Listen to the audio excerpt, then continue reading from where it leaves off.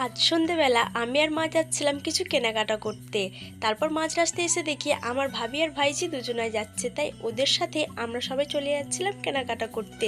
তারপর আমরা চলে আসি দোকানে। আর হ্যাঁ, কী কেনাকাটা করতে এসেছি সেটাও তোমাদের বলছি। তার আগে তোমরা দোকানটা সবাই দেখো, গ্রামের মধ্যে এরকম দোকান থাকা আমাদের তো ভাগ্যের ব্যাপার, কারণ কিছু কিনতে হলে আমাদেরকে বর্ধমান চলে যেতে হয়। তারপর এখানে দেখি আমার দিদিও চলে এসছে আমার বোনপোর সাথে কেনাকাটা করতে।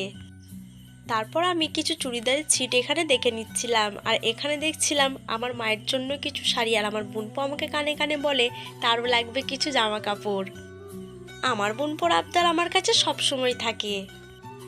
আমার এই ড্রেসটা খুব পছন্দ হয়ে যায়। তারপর আমি দেখি এটা ডবল এক্সেল, যেটা আমার জন্য না। আমার তো খুব কষ্ট হয় আর খুব খারাপ লাগে, কারণ এই ড্রেসটা আমার অনেকটা ভালো লেগেছিল। তারপর আমি মায়ের আর বোনের জন্য কিছু শাড়ি দেখছিলাম।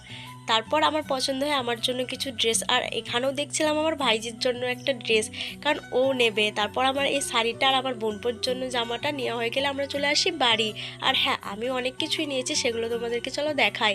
কারণ সামনেই আছে আমার মামাতো ভাইয়ের বিয়ে, তার জন্য আমি এখন থেকে কেনাকাটা শুরু করে দিয়েছি। সে বলে না, যার বিয়ে তার খোঁজ নেই, পাড়াপড়শির ঘুম নেই, সে হয়ে গেছে আমার।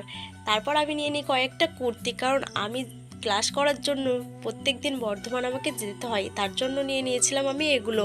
আর হ্যাঁ, তোমরা এরকম মিনি ব্লগ দেখতে থাকলে অবশ্যই চ্যানেলটা সাবস্ক্রাইব করো। চলো টাটা, দেখা হচ্ছে নেক্সট ব্লগে।